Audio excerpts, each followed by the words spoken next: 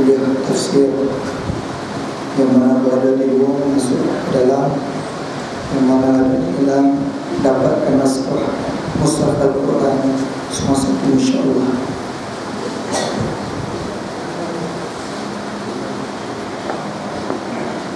Astaghfirullahaladzim alladzi la ilaha illa huwal hayyul qayyum wa atubu ilaih.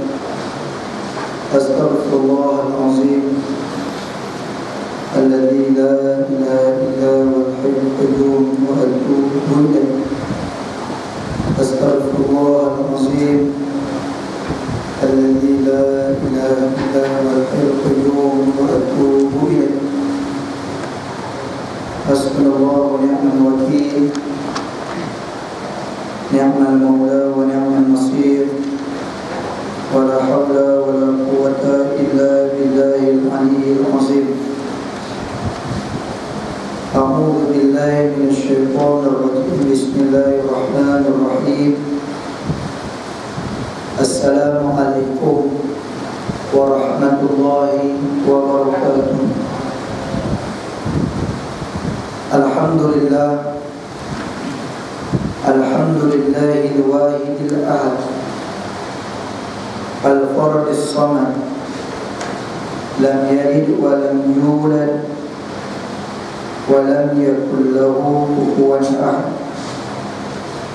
Asyhadu an la ilaha illallah wahdahu la syarika lahu, wa asyhadu anna sayyidana Muhammadan abduhu wa rasuluh wa safiyyuhu wa khaliluh, khatimul anbiya'i wal mursalin, wa ala alihi wa ashabihi wa man tabi'ahum bi ihsanin ila yaumiddin, amma ba'd. Allahumma akhrijna min dhulumatil wahm wa akrimna bi nuril fahm waftah alaina bi ma'rifatil ilm wa ahsin akhlaqana bil hilmi waj'alna mimman yastami'una al-qawla fayattabi'una ahsana.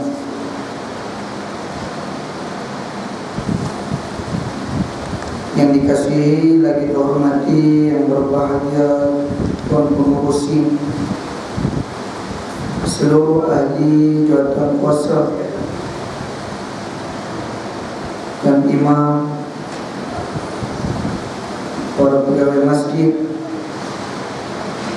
muslimin, muslimat, hadirin dan hadirat yang dirahmati lagi dikasihi Allah Subhanahu wa ta'ala. InsyaAllah pada malam ini sama-sama kita meneruskan pengajian tafsir ayat-ayat pilihan. Kita akan menyambung ayat dalam surah Al-Baqarah, ayat yang ke-6, ke-7, ke-8 dan ke-9.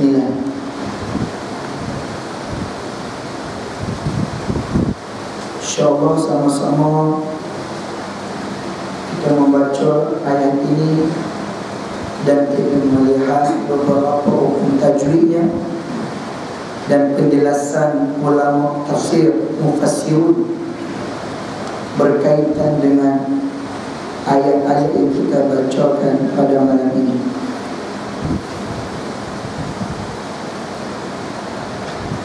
A'udzu billahi minasy syaithanir rajim.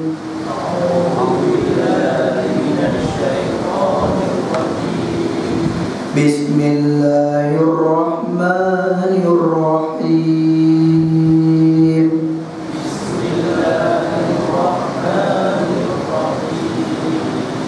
Innal ladzina kafaru sawa'un 'alaihim a'anzartahum am lam tunzirhum. Innal ladzina kafaru sawa'un 'alaihim a'anzartahum يؤمنون ختم الله على قلوبهم وعلى سمعهم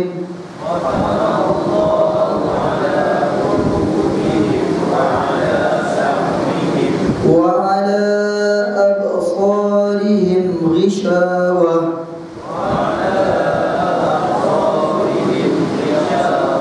ولهم عذاب عظيم ومن الناس من يقول آمنا بالله وباليوم الآخر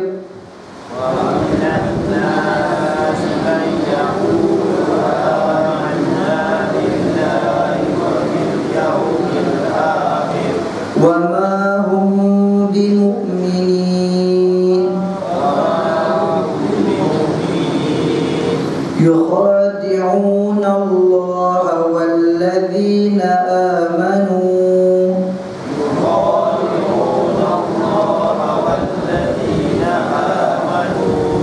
وما يخدعون إلا أنفسهم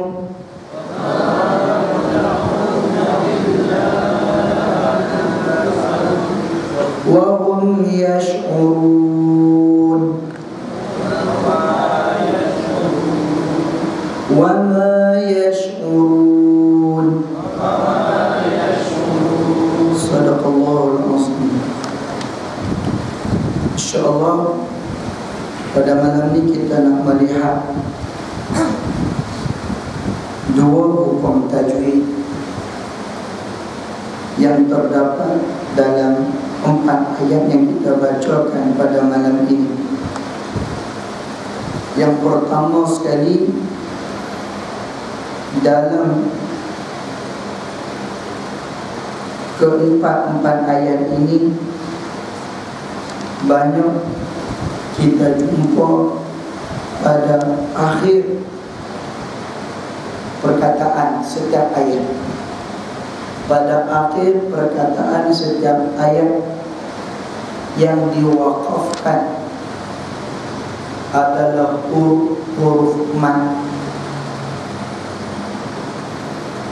asli, alif, waw, ya. Salah satu daripadanya. Sekiranya huruf mad ini berada pada pertengahan ataupun dia tidak disambung, maka bacaannya adalah harakatain, 2 harakat. Sebagai contoh, qala alif, yaqulu waw, qila ya. 2 harakat saja, tak lebih tak kurang. Tapi pada malam ni dia huruf mad juga. Dia berada pada akhir kalimat yang dia diwakafkan, maka dia termasuk salah satu hukum mad far'i, pecahan daripada hukum mad far'i. Ulama meletakkan ada lebih kurang 13 ke 15 hukum mad far'i ni. Huruf mad alif waw ya, asal dia tu dibahagikan kepada 2, mad asli ataupun dengan nama yang lain mad tabi'i. Asal semula jadi hukum mad tersebut 2 harakat.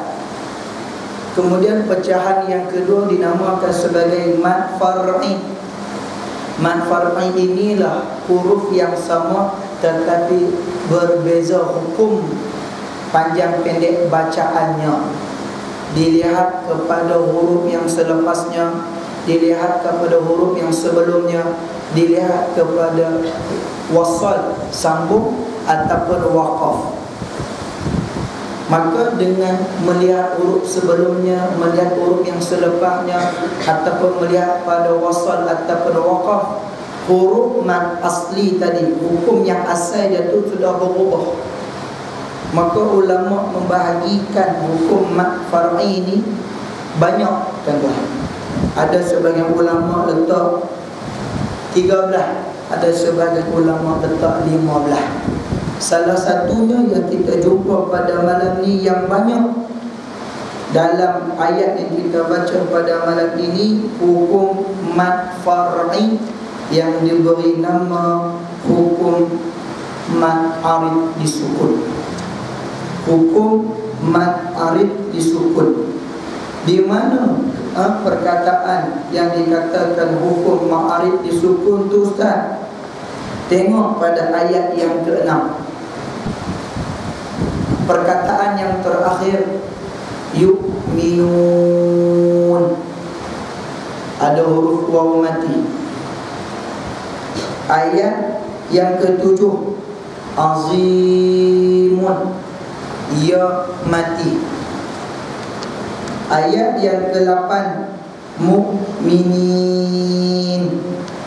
ya mati. Ayat yang ke-9 yash'urun. Jadi apabila dia diwakafkan di situ, maka berubah hukum bacaan dia. Sekiranya kita sambung, dia macam biasa. Sebagai contoh, am lam tunzirhum la yu'minuna khatamallahu ala qulubihim, 2 harakat. Tapi sekiranya dia waqaf, maka dia sudah bukan dipanggil sebagai mad asli, dia sudah dipanggil sebagai mad far'i pada hukum mad arid disukun, yang datang disebabkan sukun pada huruf tersebut, berhenti pada huruf tersebut, iaitu huruf yang selepas huruf mad asli itu. Kalau di sini huruf nun, huruf mim, huruf nun lagi, mu'mini patut na, tapi kita tak baca na tu, kita tak baca mim tu, kita tak baca nun tu, yash'urun. Jadi dia dah matikan dia di situ.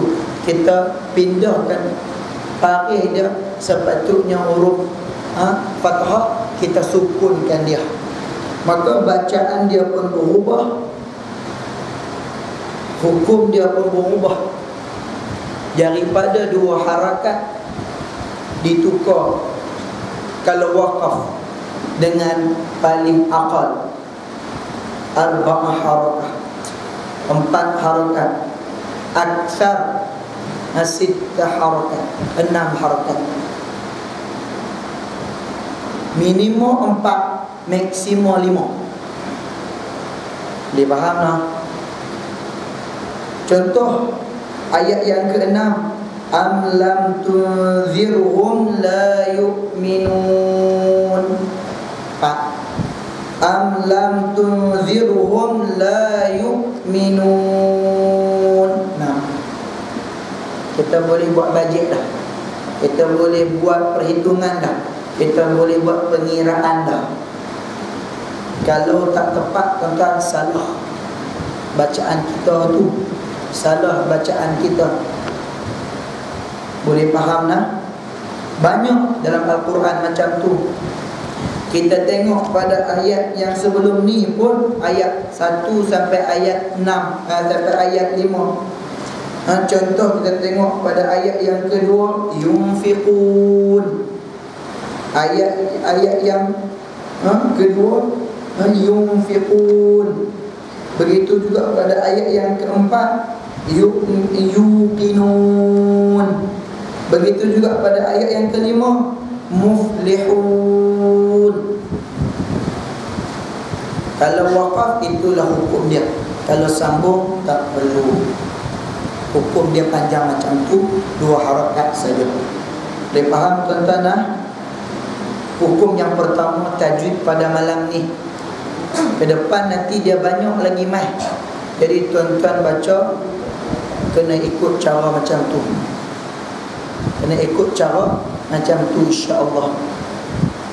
Kemudian hukum yang kedua yang kita nak belajar pada malam ni, yang banyak dalam ayat yang kita nak huraikan pada malam ini, adalah hukum nun. Sebab banyak kalimah nun dalam Allahumma salli ala sayyidina Muhammad. Ayat kita baca pada malam ni sebagai contoh, ayat yang ke-6 awal-awal lagi, inna, kemudian anzar, tunzir, 3 dah. Ayat yang ke-7, tak ada. Ayat yang ke-8, wa minan nas, 1, amanna, 2, kemudian anfusahum, 4 ayat yang kita baca malam ni. Ada 6 hukum berkaitan dengan hukum nun. Jadi di sini tuan-tuan, kalau tuan-tuan perhati, setiap hukum nun tersebut ada nun yang berbaris syaddah fathah, ada nun yang tidak berbaris. Fathah pun tidak, dhammah pun tidak, kasrah pun tidak, sukun pun tidak, fathatain pun tidak, kasratain pun tidak, dhammatain pun tidak, sukun pun tidak, syaddah pun tidak. Jadi apabila baris tersebut ada yang yang tak ada pada nun tersebut, maka hukum dia berbeza lah. Hukum yang pertama, nun yang berbaris, iaitu berbaris syaddah, dipanggil dalam ilmu tajwid nun bertasydid ataupun bersabdu.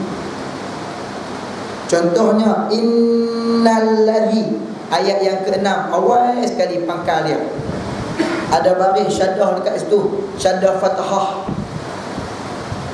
Itu dinamakan sebagai hukum nun tasydid, hukum nun yang bersabdu. Tasydid, syaddu ni apa dah tuan-tuan? Nak kena tekan, nak kena perjelas bagi elok-elok, nak kena kuat terang bacaan tersebut.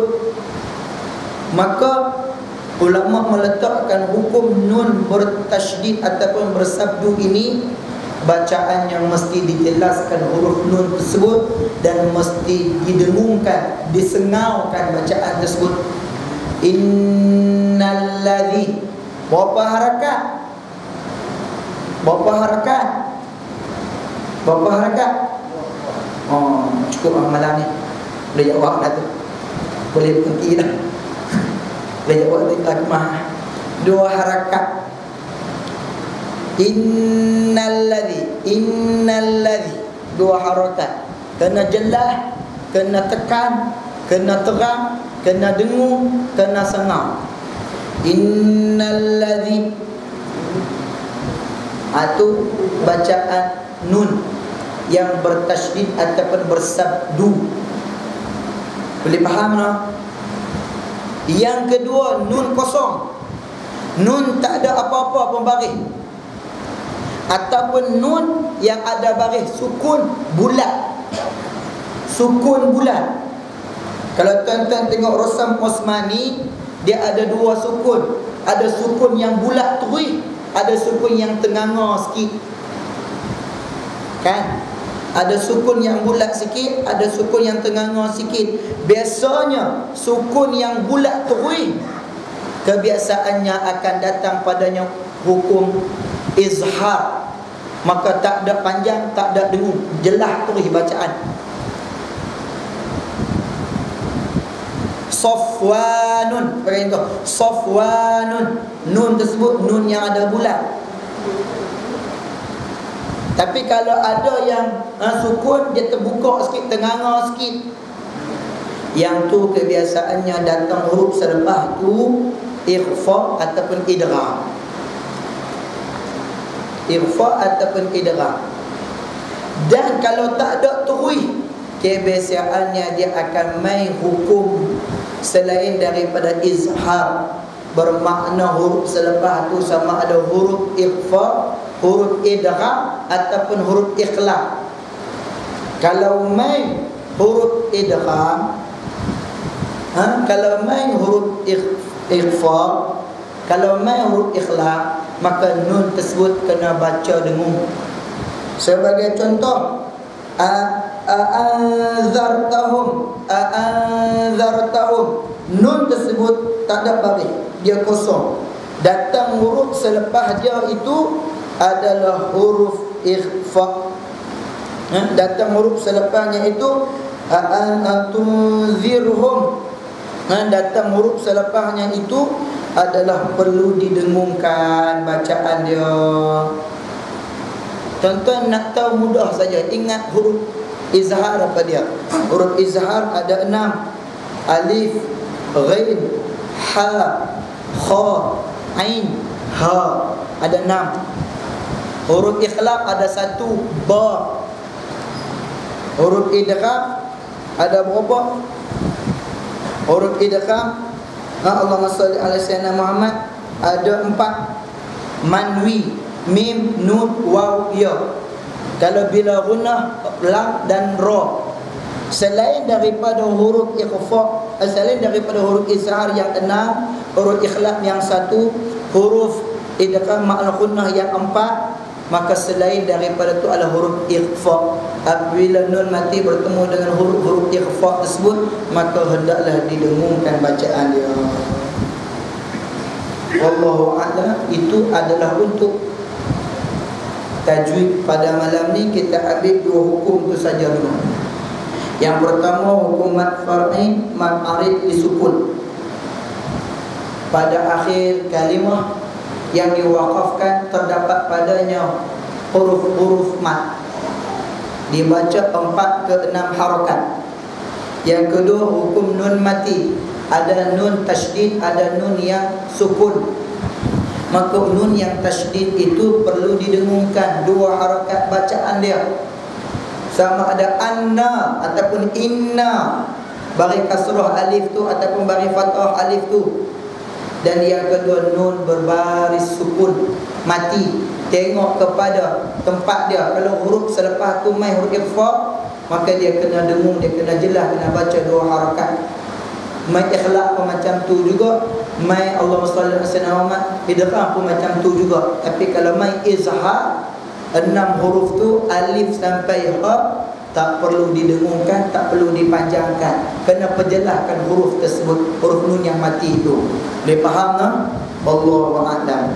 Daripada apa yang kita bacakan pada malam ini, Allah Subhanahu wa ta'ala nak menjelaskan, nak menguraikan kepada kita perihal sifat-sifat manusia yang tidak beriman kepada Allah Subhanahu wa ta'ala. Setelah Allah Subhanahu wa ta'ala menceritakan sifat-sifat orang yang beriman pada ayat yang pertama, ayat yang kedua sehingga ayat yang ke-6 dalam ayat yang ke-5 dalam surah Al-Baqarah. Selepas kita menerangkan yang dikatakan rahsia-rahsia, asrar di sebalik perkataan alif, lam dan mim tersebut, menunjukkan keagungan, kekuasaan, kehebatan, jalalah Allah, azim Allah Subhanahu wa ta'ala kepada manusia. Maka Allah Subhanahu wa ta'ala menurunkan padanya Al-Quran la raiba fi, yang tidak ada keraguan padanya. Apabila Al-Quran ini diturunkan kepada malaikat Jibril, dan malaikat Jibril turunkan kepada Nabi sallallahu alaihi wasallam, maka sampai kepada manusia, manusia yang mengambilnya la raiba fi, tanpa ragu-ragu, yakin sepenuhnya mereka itulah manusia yang bertakwa, manusia yang diberikan hidayah oleh Allah Subhanahu wa ta'ala. Sifat manusia yang bertakwa ini, sifat manusia yang diberikan hidayah petunjuk ini, yang pertama sekali, mereka beriman kepada Allah Subhanahu wa ta'ala. Mereka beriman kepada Allah Subhanahu wa ta'ala. Dzalikal kitabu la raiba fihi hudan lil muttaqin alladzina yu'minuna bil ghaibi wa yuqimuna as-salah. Iaitulah mereka-mereka yang beriman kepada perkara yang ghaib. Nak beriman kepada perkara yang ghaib ni tuan-tuan bukan benda mudah. dia kena ada 3 kombinasi dalam tubuh badan manusia. Yang pertama sekali kata ulama, tasdiq qaulu, membenarkan percakapannya, membenarkan percakapannya. Yang kedua, iqrar bil qalbi, kena mengakui dengan hati dia. Yang ketiga, wal amalu bil jawarih, kena melakukan dengan tubuh badan dia. Tak cukup salah satu daripada 3 kombinasi ini, maka dia tidak dikira sebagai orang yang beriman. Dia mengucap 2 kalimah syahadah, tapi hati dia tak mengakui keesaan Allah. Dia dipanggil sebagai kufur akhirat. Dunia dia nampak Islam, tapi sebenarnya mereka ni dalam bahasa Al-Quran orang yang munafik. Dia mengakui dengan mulut, mengakui dengan hati, tapi tak tunjuk, tak jelmakan, tak laksanakan dengan tubuh badan dia. Maka dia juga tidak dianggap sebagai manusia yang sempurna iman dia. Maka dia dipanggil dalam bahasa Al-Quran sebagai al-fasiqun, orang-orang yang buat dosa. Dosa kecil, dosa besar. Yang buat dosa tanpa tempat bertaubat pada Allah, mati diazab oleh Allah Subhanahu wa ta'ala. Orang ni walaupun Islam, tapi dia diazab. Pasal apa dia diazab? Pasal dia orang yang fasik. Dalam istilah yang lain, al-asi, yang buat maksiat pada Allah Subhanahu wa ta'ala. Ini sifat orang yang beriman. Jadi salah satu perkara yang ghaib ini Allah. Kalau dia tak percaya kepada yang ghaib, maka dia tak percaya kepada kewujudan Allah. Kalau dia tak percaya kepada kewujudan Allah, dia nak sembahyang, dia nak tunduk untuk siapa? Dia nak rukuk untuk siapa? Dia nak berdiri untuk siapa? Dia nak sujud untuk siapa? Dia sembah tu untuk Allah. Tiba-tiba dia tak percaya pada Allah. Macam mana dia nak beriman, nak sembahyang kepada Allah? Dia tak percaya wahyu diturunkan Allah kepada Nabi. Macam mana dia nak ikut sunnah Nabi SAW? Apabila dia percaya kepada perkara-perkara yang ghaib, maka dia akan melakukan amalan-amalan bersifat jawarih, perbuatan luaran dia. Kalau dia tak sembahyang, dia rasa takut Allah tengok dia. Dia akan rasa takut Allah akan azab dia. Dia akan rasa takut Allah akan laknat dia.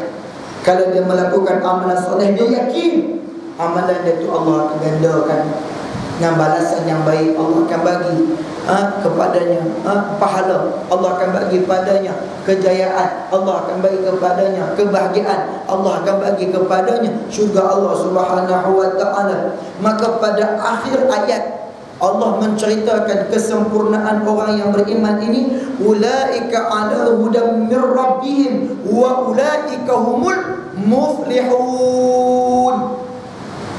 Orang yang percaya kepada alam ghaib, orang yang mendirikan sembahyang, mengeluarkan apa rezeki yang Allah Ta'ala berikan kepada mereka, yunfiqun, kepada sesama manusia, sembahyang, membuktikan hubungan mereka dengan Allah, sedekah, zakat, wakaf, sumbangan, derma dan sebagainya, membuktikan hubungan kita dengan sesama manusia. Dengan Allah pun baik hubungan kita, dengan sesama manusia pun baik hubungan kita. Ulaika ala hudan min rabbihim, mereka itulah akan mendapat hidayah daripada Tuhan mereka, petunjuk, dan Allah akan bagi mereka kejayaan. Wa ulaika humul muflihun. Orang yang tak beriman pada perkara-perkara yang ghaib, yang tak semayang, yang tak memberikan nikmat yang Allah Ta'ala bagi pada dia, kongsi dengan manusia, dia tak jaya. Walaupun zahir dia nampak dia kaya, tapi dia tak jaya. Sebab apa? Kejayaan tu bukan terhenti dalam kehidupan di dunia saja, dia bawa dalam kehidupan di akhirat. Rabbana atina fid dunya hasanah wa fil akhirati hasanah wa qina azabannar. Kita nak kebaikan di dunia, Cukupkan di dunia saja? Tak. Hasanah fil akhirah, kebaikan di akhirat. Kebaikan di akhirat yang kemuncak dia apa dia? Azabannar, terlepas waqina, terlepas, terselamat, terpelihara, dijauhkan daripada azab api neraka Allah. Api neraka Allah itulah sebaik-baik kejayaan. Hak kita duk ulun buat doa ni pasal apa? Pasal tak mau masuk neraka. Kalau tak mau masuk neraka, nak masuk mana? Syurga. Pasal tu buat doa. Hak kita takut sangat nak buat maksiat ni pasal apa? Pasal kita tak mau masuk neraka. Sebab kita tahu kalau kita buat maksiat, kita akan dimasukkan ke dalam neraka Allah. Terus nak masuk ke syurga tu Allah siksanya tuan-tuan. Azab dalam api neraka Allah diriwayatkan oleh hadis Nabi SAW, seringan-ringan azab orang yang dimasukkan ke dalam neraka ini dipakaikan kepadanya terompah yang dibuat daripada bara api neraka Allah, dibuat daripada api neraka Allah, dipakaikan di kaki, menggelegak isi kepala, menggelegak otak kepala. Tu adalah azab, kata ulama hadis, yang diberikan Allah kepada bapa saudara Nabi Abu Talib yang tidak diberikan hidayah Allah, tapi kehidupan dia mempertahankan Nabi. Hasil daripada dia mempertahankan Nabi itulah Allah meringankan bebanan, tanggungan azab dia dalam neraka Allah Subhanahu wa taala. Kalau yang lawan Nabi ni, sempena Maulidur Rasul ni tuan-tuan, penghujung dah bulan Rabiul Awal. Nak sambut bulan Rabiul Awal, adanya Maulid Rasul tu ada 3 golongan abu. Hak duk sambut kelahiran Nabi SAW. Kalau Piramli dia buat cerita 3 Abdul, tapi tak ada lagi orang buat cerita 3 Abu. Try buat cerita 3 Abu pula. Yang pertama Abu Lahab. Macam mana keadaan Abu Lahab meraihkan kelahiran Nabi SAW? Dia mengorbankan 100 ekor unta kerana seronok meraihkan kedatangan anak nakal dia. Kita sambut Nabi pernah kita korbankan unta tuan-tuan. Ayam pun kira. Pihak masjid nak buat kuduri, minta lah duit kat kita sikit, tak bagi. Abu Lahab korbankan 100 ekor unta. Harga unta sekarang tuan-tuan cukup mahal. Kalau unta merah Humur Ni'am tu sama dengan Mercedes Mata Belalang. Mahal tuan-tuan. Bukan sekor 200. Tapi apa yang Allah bagi pada dia, Allah laknat, sehingga Allah menamakan dalam Al-Quran nama dia dalam surah Al-Masad ataupun surah Al-Lahab, Tabbat yada abi lahab wa tab. Nampak tak tuan-tuan? Orang yang sambut kelahiran Nabi SAW. Yang kedua, Abu Talib sambut Nabi SAW dengan cara mempertahankan Nabi SAW daripada ancaman musyrikin Quraisy, pembuka Quraisy yang nak menyakiti Nabi, yang duk cecah, yang duk maki, yang duk hina, yang nak bunuh Nabi SAW. Sebelum Abu Talib meninggal dunia, tak ada siapa yang berani sentuh Nabi SAW. Takutnya, hormatnya pemuka Quraisy ini dengan Abu Talib. Sebab apa? Abu Talib mewarisi pemerintahan kaum Quraisy daripada bapaknya Abdul Muttalib. Maka mereka hormat. Paknakan Nabi pun, yang adik-beradik Abu Talib pun semua tak berani. Sebab apa? Adanya Abu Talib, hormatnya pada Abu Talib ni. Tapi Allah Subhanahu wa ta'ala tidak memasukkan dia ke syurga Allah, dan tidak memberikan hidayah kepadanya sehingga Nabi menangis karena tidak boleh memberikan hidayah kepada Abu Talib. Lalu ditegur oleh Allah, innaka la tahdi man ahbabta walakinnallaha yahdi man yasha. Sesungguhnya kamu mengenaki hidayah kepada orang-orang yang kamu sayang, orang-orang yang kamu cintai, tapi akulah yang layak memberikan hidayah. Kata sebahagian riwayat daripada ulama Ahlussunnah wal Jamaah mengatakan Abu Talib itu agamanya agama fitrah. Dia tidak diazab oleh Allah Subhanahu wa taala. Cuma dia tidak sempat nak menerima agama yang dibawa oleh agama Nabi sallallahu alaihi wasallam itu saja. Yang ketiga, Abu Bakar diiktiraf oleh Allah dalam Al-Quran sebagai as-sidq wa saddaqa bih. Datanglah orang yang benar dan orang yang membenarkan orang yang benar. Siapa yang membenarkan orang yang benar? Abu Bakar As-Siddiq. Bertahan, bela, teruskan perjuangan Nabi sehingga mengasaskan khilafah Ar-Rasyidin Al-Mahdi. Pemerintah khilafah Ar-Rasyidin yang diberikan hidayah Allah, petunjuk Allah. Ni zaman sekarang orang duk sambut Maulid Rasul ramai macam tu ada lagi. Ra'i Nabi SAW tapi tak pernah pun nak ikut sunnah Nabi. Bahkan caci merca hina Nabi SAW. Tonton kalau saya buka satu Facebook yang mereka hantar mai pada kita, tak tergamak saya nak baca, tuan-tuan. Tahu dia kata apa pada Nabi?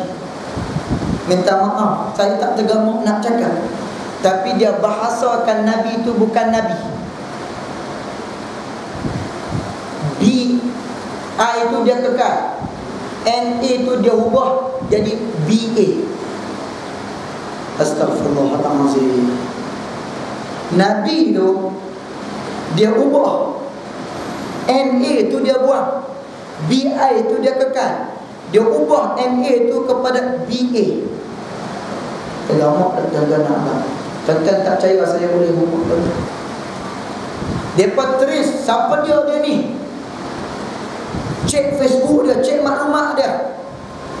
Rupa-rupanya dia ni orang Melayu Islam, duduk di Kuala Lumpur, wilayah persekutuan. Bukti dia orang Islam. Pada perkataan dia ada perkataan binti. Kalau orang India, orang Cina tak ada perkataan binti, anak lelaki, anak perempuan. Pada gambar dia tu warga negara Malaysia Islam.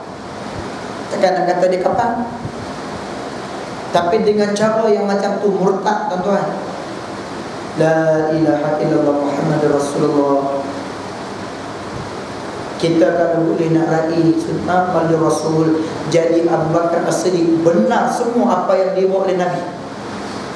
Jangan mendustai Nabi. Cukupkah sekadar benarkan apa yang dibawa oleh Nabi? Tak cukup. Kena perjuangkan, kena pertahankan, kena teruskan apa yang ditinggalkan oleh Nabi sallallahu alaihi wasallam. Hak tu baru yang sebenarnya cara kita meraihkan Maulid Rasul sallallahu alaihi wasallam.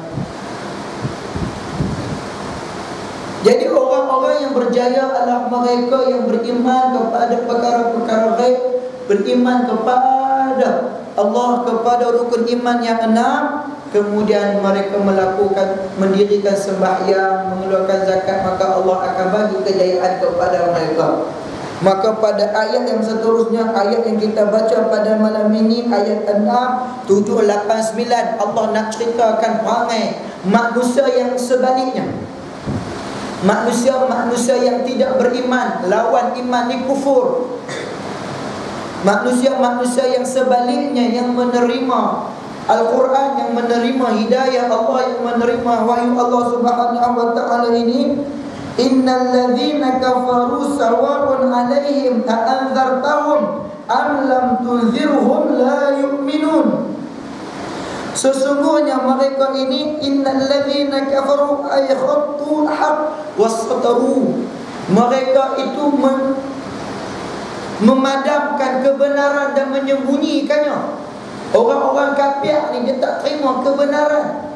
Dia tahu benda tu baik, dia tak mahu orang dapat kebaikan tersebut, dia sembunyikan benda tersebut. Maka mereka ni Allah turunkan firman, Allah turunkan wahyu, Nabi sampaikan sabdaan Nabi, berikan inzar, berikan peringatan, sawa'un alaihim, sama ya. Mereka tak akan terima, mereka tak akan dengar, mereka akan tetap kufur pada Allah. Ni orang-orang yang mendustai agama Allah Subhanahu wa ta'ala. Kalau Nabi ada, berapa banyak orang kafir. Bukan sekadar orang kafir, ahli keluarga Nabi yang tidak menerima seruan Nabi. Tu terang Nabi ada, terang Nabi ada. Berapa banyak Allah tunjuk mukjizat pada Nabi, kepada manusia. Orang tengok mukjizat Nabi tersebut, orang terpesona, orang terpegun, orang cabar Nabi. Tapi tetap sawa'un alaihim, sama ya. Tak ada perubahan apa. Tak ada perubahan apa. Mereka tetap la yu'minun, tetap tidak beriman pada Allah. Khatamallahu ala qulubihim wa ala sam'ihim wa ala absarihim ghishawah wa lahum adzabun azim. Sebab apa? Khatamallah ay taba'allah, Allah sudah pun mematikan. Husnul khatimah, husnul khatimah, kematian yang baik, kesudahan yang baik. Su'ul khatimah, su'ul khatimah, hak kita doa tu lah, kesudahan, pengakhiran yang buruk.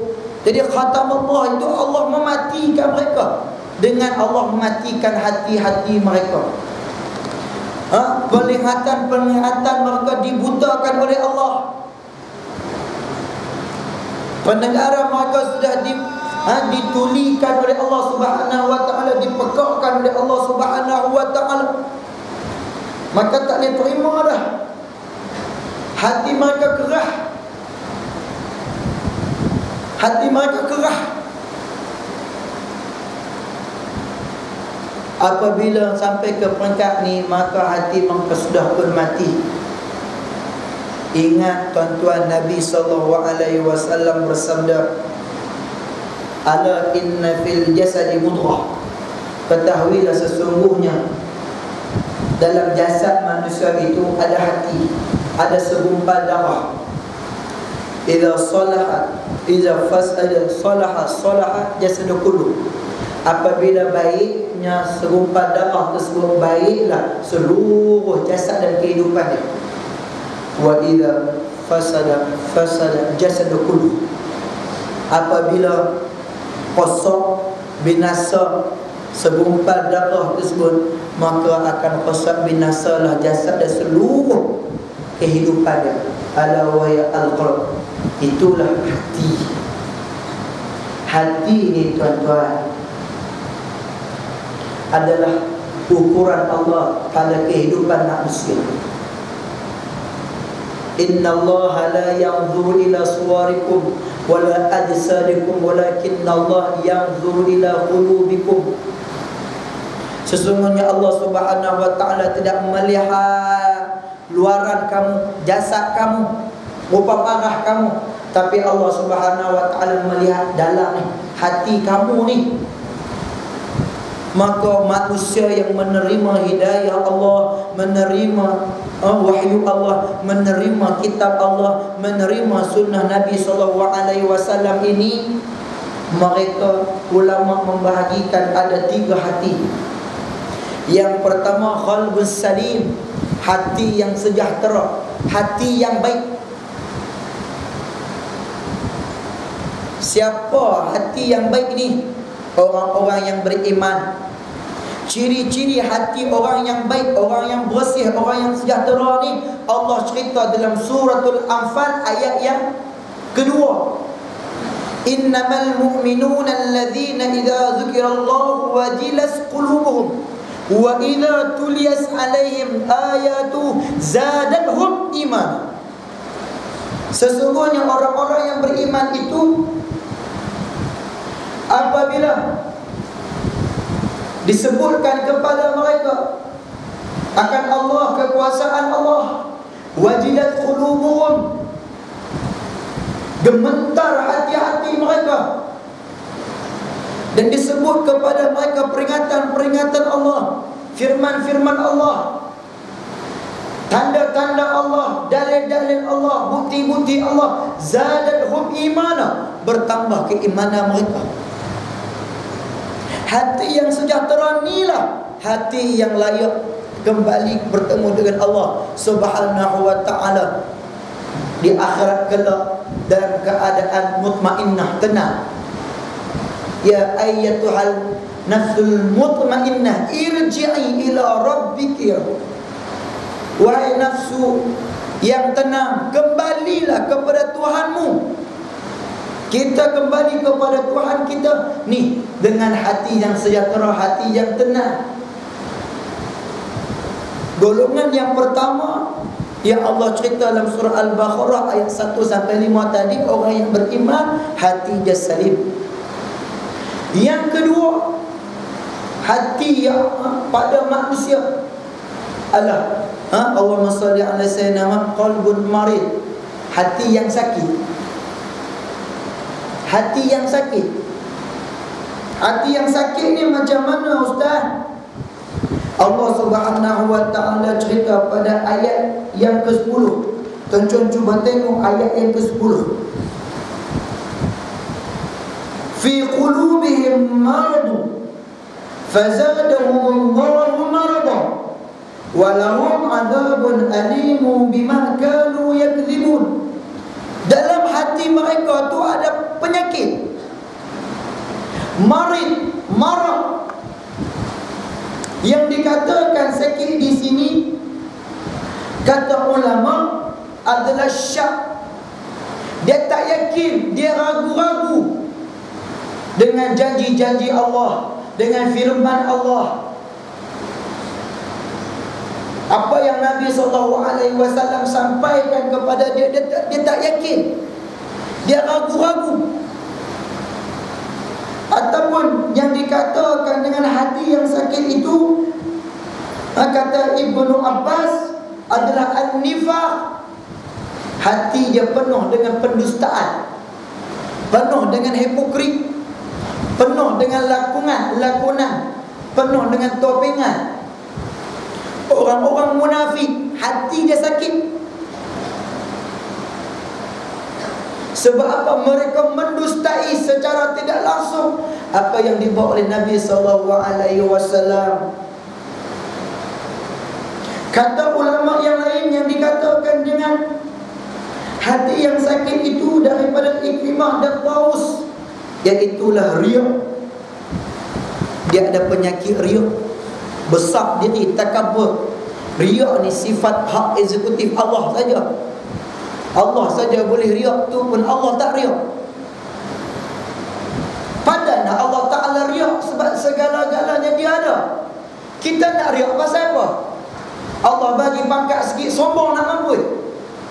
Allah bagi harta sikit, kedekut baik tidur masin.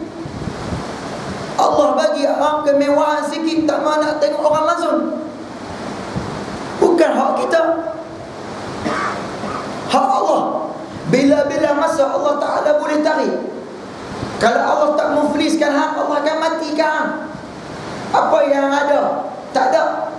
Melainkan apa yang bertemu dengan Allah saja je yang bawa. Allah ada kerajaan, ada kekuasaan langit dan bumi, matahari, bintang, cakrawala, bulan dan sebagainya. Patut Allah yang riak, tapi Allah tak riak pun. Allah tak sombong pun. Hak miskin pun Allah Ta'ala pandang, hak kaya Allah Ta'ala pandang, orang Islam pun Allah Ta'ala pandang, orang kafir pun Allah Ta'ala pandang. Kita Allah bagi rezeki sikit, orang miskin tak tengok dah. Nampak tak tuan-tuan? Dalam hati tu ada penyakit. Banyak umat di akhir zaman ni hati dia sakit. Bukan nak cerita orang lain ni, harus sembang kencang malam ni pun sama pula. Hati penyakit. Duk kena ada sifat dendam, sifat iri hati, sifat tak puas hati, tak boleh tengok orang lebih sikit, kira nak kianat orang, kira nak musnah orang, kira nak bunuh orang, kira nak pergi selatan tek, nak jumpa bomoh siam, kira nak pergi hantar kasantau, nak pergi hantar bomoh, macam-macam apa. Kita ni hati kita. Hati kita sakit, teruk. Dan yang terakhir, hati manusia, qalbun al-maut, hati yang mati. Hati yang mati. Ni hati yang kita baca, khatamallahu ala qulubihim wa ala sam'ihim. Kalau sakit tu tuan-tuan, kita boleh harap lagi lah, kau boleh sembuh. Nampak sakit, hantar hospital, buat rawatan susulan, buat tindakan rapi, buat pemeriksaan agak kritikal, masuk ICU, buat pembedahan, buat body part, buat semua sekali lah, bypass semua sekali lah. Kalau jenis urat, jenis saluran semua tersumbat apa semua tu dah. Kalau kritikal lagi CCU pula, lebih daripada tu kau mati dah tuan-tuan. Walaupun sakit macam tu, kita masih lagi doa harap, keluarga masih lagi doa harap, adik-beradik masih lagi doa harap, doktor masih lagi bagi pengharapan. Walaupun doktor dengan pengalaman dia, dengan ilmu dia, tahu dah tak lama dah kawan ni hidup, tapi dia masih lagi bagi harapan. Sebab apa? Kehidupan, kematian bukan di tangan dia, pada tangan Tuhan. Maka orang yang hati sakit ni ada harapan lagi nak sembuh. Polis sikit, bagi cantik sikit, basuh sikit dengan zikir, bacaan Al-Quran, qiyamul lail, munajat pada Allah. Banyak orang duk ulun di akhir zaman ni nak sempurnakan luaran dia, jasad dia, dalaman dia teruk. Berapa banyak produk-produk, hak iklan radio, iklan TV, nak bagi cantik punya pasal. Baru tadi kita dengar iklan tilam perubah film, menjamin kenyakan tidur anda. Terah tak tidur tilam film pun tuan-tuan, subuh tak bangkit. Ni kalau beli tilam film 1000 lebih, harga dia paling kurang pun 800 barang promosi tadi. Rasa tak tahulah. Terah tak tidur atas tilam herba, tak tidur atas tilam hak yang empuk pun tuan-tuan, duk bersila. Tidak. Khatib alhamdulillah, dia pun bismillahirrahmanirrahim, dia pun tunduk rapat, sedap-sedap, namun innallaha wa malaikatahu yusallun. Tak dapat pun juga ilmu itu. Dah lah pula maghrib tiap malam tak main, duk sibuk dengan overtime, dengan part time dia. Mes sembahyang Jumaat, khutbah pun tak dengar. Macam mana nak tambah ilmu? Macam mana nak jadi khalifah yang berilmu? Dah jadi khalifah, tak ada ilmu, hancurlah manusia. Terah ada benda macam tu pun tuan-tuan. Kita dah banyak benda-benda, kita tinggal benda-benda hak taat pada Allah. Kita habis ribuan ringgit, ratusan ringgit nak ni bagi kita nasihat cantik dan sebagainya, tapi tak pernah pun orang duk fikir nak polish, nak jilat hati dia tu, keyakinan dia pada Allah, sunnah dia pada Nabi SAW, tak pernah pun dia buat. Jangan sampai satu peringkat fazadahumullahu marada. Kita tak pernah nak polish, tak pernah nak cuci, tak pernah sedap pun hati kita di tengah sakit ni. Allah fazadahumullahu marada, Allah tambah lagi kesakitan, kemuncak kepada kesakitan. Khatam Allah, Allah matikan turih. Kita nasihat pun dia tak mau dengar, dia nak minta nasihat jauh sekali. Orang macam ni tuan-tuan, tak ada cerita lain dah, melainkan satu benda saja, minta doa pada Allah bagi dia mati cepat. Ambil ustaz, pajak semua dah, bukan cerita pajak, cerita pasal kesian dekat dia. Hati dia dah mati, dia melakukan kekufuran, kesyirikan kepada Allah. Sepanjang dia buat benda tu tuan-tuan, bertambahnya dosa, bertambahnya azab, bertambahnya kemurkaan Allah. Kalau Allah matikan dia cepat, dia tak akan buat benda-benda macam tu dah. Apabila hati dia gelap, dia tak dapat hidayah Allah, dia nak baikkan dengan manusia, dia boleh bergaduh dengan manusia bunuh, manusia zalim, manusia khianat, manusia pun akan jadi mangsa dia. Manusia pun tak boleh hidup dengan dia. Mai dia kenyah, sabuk perut, sabuk kepala, sabuk semua ada dia. Tak ada dia seronok, lapang dada. Tak mai pun tak apa. Meluat aku tengok muka. Tu perangai tu. Sampai orang naik meluat. Aku tak pergi mengaji pun semayang tak tinggal. Handa tak pergi mengaji, mayang pun malah. Kata kawan dia. Nak abang kata dia bagus. Ya lah bagus sikit. Mayang tak tinggal. Tapi nak kena bagus banyak. Main mengaji juga jangan tinggal.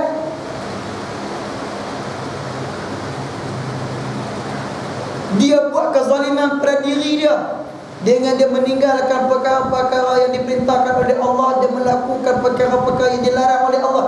Dalam masa yang sama manusia akan menjadi mangsa dia. Macam ni tuan-tuan, kita doa pada Allah, matilah dia cepat sikit. Ya Allah, berikanlah hidayah kepada dia. Dan kalau kau tak berikan hidayah kepada dia, kau matikan adalah cepat sikit ya Allah. Boleh kau doa bagi orang mati cepat Ustaz?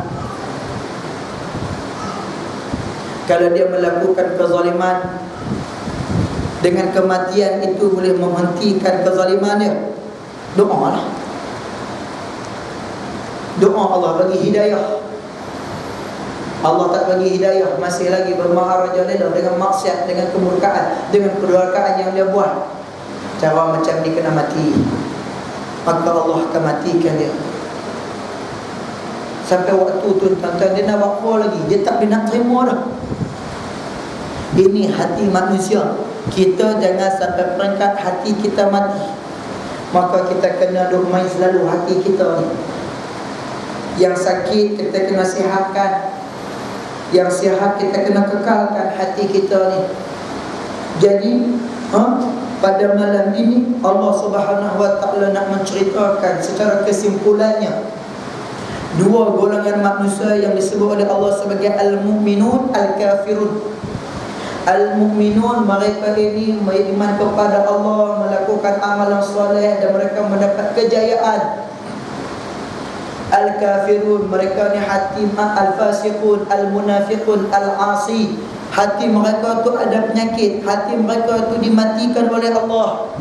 Sekiranya mereka tak perbaiki hati mereka, sekiranya mereka tak mau hidupkan hati mereka tu, apa yang Allah janjikan kepada mereka, apa yang Allah janjikan kepada mereka, walahum azabun alim, Allah akan bagi kepada mereka azab yang sangat memerikan. Walahum azabun azim, sangat yang menyeksakan. Kata Allah, Allah matikan hati dia, Allah akan azab dia azabun azim. Hati yang sakit, yang tak mau nak berubah, yang tak mau nak sembuh, yang tak mau nak polish, yang tak mau nak perbaiki, akhirnya mati dalam keadaan hatinya yang sakit, Allah bagi lahum azabun alim. Siapa Allah bagi juga kepada mereka azab? Hum yakzibun, sebab mereka tu tuan-tuan mendustai. Tahu dah kebenaran tapi mendustai kebenaran tersebut. Jadi mudah-mudahan kita menjadi golongan yang pertama, golongan al-mu'minun. Kita berusahalah untuk menjadi orang yang beriman kepada Allah, kepada rukun iman yang 6. Dan kita berusahalah untuk islah nafsa, memperbaiki diri kita dan hati kita, wal qalbah, hati kita kepada Allah Subhanahu wa taala. Kerana apa yang kita bawa bertemu dengan Allah adalah hati yang sejahtera insya-Allah, yang baik daripada Allah. Yang lemah terkasar bahasa kelemahan saya sendiri, moga-moga dirahmati lagi dikasihi Allah. Mana yang salah, mana yang silap di sepanjang pembelajaran saya, pengajaran saya pada malam ini, mintalah para alim ulama, ustaz-ustazah, guru-guru menegur dan memberikan tunjuk ajar. Yang mana baik ambillah, yang mana buruk, yang mana tak elok tinggallah. Kerana ini kelemahan kita dalam kita menyampaikan ilmu Allah Subhanahu wa taala. Yang terakhirnya, saya ingin mengambil kesempatan yang pertama sekali mengucapkan syabas dan tahniah kepada seluruh ahli dan kuasa masjid bermula daripada Tuan Pengurusi, Imam dan seluruh pegawai dan PJK, juga kepada seluruh ahli jemaah dan ahli qaryah Masjid Timah ini, kerana berjaya berusaha untuk melengkapkan dan menyempurnakan serta mencantikkan tempat ibadah kita dalam kehidupan kita di dunia Allah Subhanahu wa taala ini, iaitu masjid. Cuma saya nak ingatkan kepada seluruh ahli datang kuasa, Allah bagi kepada kita nikmat masjid yang baru, maka kita sudah mensempurnakan dari segi pembangunan fizikal infrastruktur untuk memudahkan ahli qaryah dan ahli jemaah beribadah pada Allah. Selepas daripada ni, berilah penumpuan dan perhatian yang lebih kepada pembangunan modal insan, bermula daripada orang yang berumur dalam qaryah kita sehinggalah kepada kanak-kanak yang kecil dalam qaryah kita. Jangan kedekut duit, jangan duk simpan duit, jangan duk bangga duit banyak tiap-tiap tu buat laporan 100,000, 200,000, 300,000, tapi tak ada pun pembangunan modal insan, tak ada perhatian kepada program-program pembangunan moral, akhlak, adab, etika dan sebagainya. Peranan ni bukan pihak masjid saja, seluruh ahli qaryah bagi sokongan, dokongan, wang ringgit, tenaga, fizikal, moral, tulang pak kerak kita. Kita bukannya letih pun buat bangunan tu, orang lain yang belum buat. Bangla ke Filipina yang buat? Bangla yang buat. Ucap terima kasih kepada mereka tuan-tuan. Betul yang tak ada Allah kita berada. Tuan-tuan, lepas daripada imarahkan program tersebut, buat program di semua lapisan umur. Ni program macam ni berumur 40 tahun ke atas, 40 tahun ke bawah, depan nak dapat program mana? Kita tak bagi, kita tak jaga, kita tak bagi peluang pada mereka. Hak tu yang naik pentah duk peluk dengan artis K-pop marah ada marah. Sebab nak cerita peranan kita ni, peranan masjid, maksimalkan bangunan yang sedia ada. Bangunan sana tuan-tuan sembahyang puasa lebih dah. Bangunan ni buat aktiviti hafal Al-Quran untuk dewasa dan sebagainya, buat kelas-kelas Al-Quran. Paling kurang 20 tahun, 15 tahun, 10 tahun akan datang, bahkan melahirkan imam-imam yang boleh kita harap mengimarahkan masjid kita. Kita binalah masjid ini tuan-tuan atas dasar taqwa. La masjidun ussisa ala taqwa. Asaslah masjid tuan-tuan ni dengan dasar taqwa. Dasar taqwa ni pada bangunan ke? Bangunan mana boleh ada taqwa? Pada modal insan, individu, masyarakat, penduduk, ahli jemaah, ahli qaryah yang menghuni masjid tersebut, kita bina mereka di atas dasar taqwa. Tuan-tuan, lepas daripada ni, tanggungjawab tuan-tuan lebih besar tu nak hidupkan masjid tu. Jadi insya-Allah tuan-tuan akan diberkati dan dirahmati oleh Allah Subhanahu wa taala. Jangan rasa malu dan rasa segan nak pergi buat rombongan masjid-masjid mana hak yang aktif, masjid-masjid mana hak yang buat program banyak. Pergi belajar dengan mereka, pergi menuntut ilmu dengan mereka, cari pengalaman, cari pengetahuan. Tak ada masalah tuan-tuan. Apatah lagi di Masjid Pulau Pinang ni tuan-tuan, masjid negeri paling aktif dalam dunia. Bukan dunia, dalam dunia tuan-tuan, bukan dalam Malaysia, dalam dunia tu lebih daripada 50 buah masjid yang aktif, macam-macam program buat. Kalah negeri Kedah. Negeri Kedah pun takut lagi orang nak buat program. Pasal buat Imam Dujli sini insya-Allah. Itu yang pertama. Yang kedua, saya hadir untuk memohon sumbangan daripada tuan-tuan dan puan-puan untuk pembangunan Mahat Tahfiz. Saya alhamdulillah sudah masuk tahun yang kedua membuka Mahat Tahfiz. Nama Mahat Tahfiz saya Mahat Tahfiz Asy-Syakiri di Kampung Matang Jurutung, Jalan Selamat, Bagan Sarat Perak. Jauh. Saya duduk di Sungai Petani, banyak mengajar di Pulau Pinang, Mahat Tahfiz di Perak. 3 negeri tuan-tuan, tiap hari dia main. Dalam sebulan 4 negeri Terengganu. Isteri kita orang Terengganu, duduk di sana. Sebulan tuan-tuan kita akan pergi Kedah, Pulau Pinang, Perak, Terengganu. Jadi tuan-tuan, alhamdulillah Allah bagi rezeki kesempatan dengan kita dapat buat tahfiz. Sudah masuk tahun yang kedua, pelajar kita sudah pun mencapai 50 orang lebih. Paling banyak 10 juzuk, umur 11 tahun hafal Al-Quran. Sekarang ni kita menyiapkan bangunan 3 tingkat, musalla dan kelas untuk memberikan keselesaan kepada pelajar-pelajar kita. Rangka dah siap, cuma sekarang ni kita dah mula duk cari baju dia, duk cari kepiah dah, bumbung dengan bata tak ada lagi. Jadi kalau tuan-tuan yang sudi menyumbang, dipersilakan. Sama ada wang sumbangan simpanan pribadi, zakat, wakaf, derma, wang haram, wang syubhat, tidak ada masalah. Tuan-tuan boleh masukkan malam ni dalam tabung yang disediakan, ataupun tuan-tuan boleh ambil pamphlet, poster yang disediakan di belakang sana. Pergilah mana-mana bank Islam, bank in lah dalam bank Islam tersebut. Ataupun tuan-tuan juga boleh membantu dengan cara membeli produk yang kita keluarkan untuk mencari dana mahtafiz, iaitu kopi campuran Habbatus Sauda dengan harga RM20.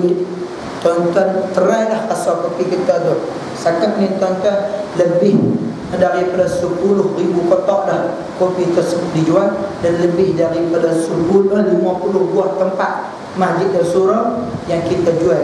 Jadi tuan-tuan, kita tak bawa sebelum ni, malam ni kita bawa. Tuan-tuan yang berminat, dapatkanlah. Yang mana menyumbang, memberi dan membeli, saya mengucapkan jutaan ribuan terima kasih. Moga-moga dirahmati dan diberkati oleh Allah Subhanahu wa ta'ala. Dan tadi saya pergi cari tanah, tak pernah main tanah ni, tawaf juga dalam masjid ni tuan-tuan. Duk tengok banyak kes jadah. Saya tak minta tapi berhajat. Sekiranya rumah tuan-tuan, masjid kita ni ada lebihan kain sejadah, tak tahu nak buat apa. Jadi tuan-tuan boleh bagi kepada tahfiz saya. Sebab apa? Surau kita memerlukan kain sejadah. Kita nak beli pun tuan-tuan, paling murah pun RM6, RM10, paling mahal hak bandu sikit RM24 tu, duit depan.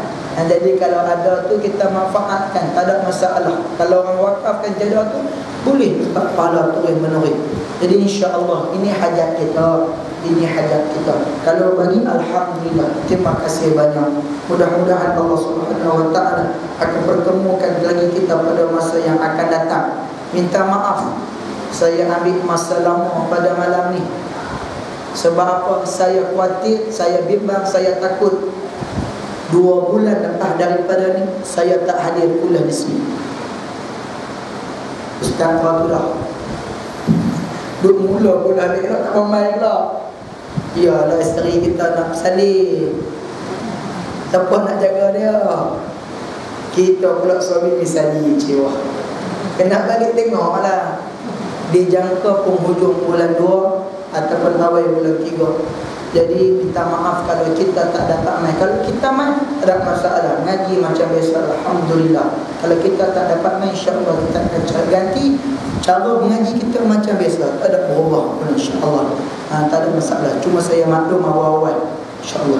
Yang baik daripada Allah, yang lemah terkasar masa kelemahan saya sendiri. Wabillahi taufiq hidayah. Wassalamualaikum warahmatullahi wabarakatuh. A'udzubillahi minasyaitonir rajim. Bismillahirrahmanirrahim. Allahumma arina al-haqqa haqqan warzuqna ittiba'ah wa arina al-batila batilan warzuqna ijtinabah. Allahumma ihdina as-siratal mustaqim, siratal ladzina an'amta 'alaihim minan nabiyyin was-siddiqin wasyuhada'i was-salihin wa hasuna ulaika rafiqa ya arhamar rahimin. Wa sallallahu ala sayyidina Muhammad walhamdulillahi rabbil alamin. Taqabbalallahu minkum.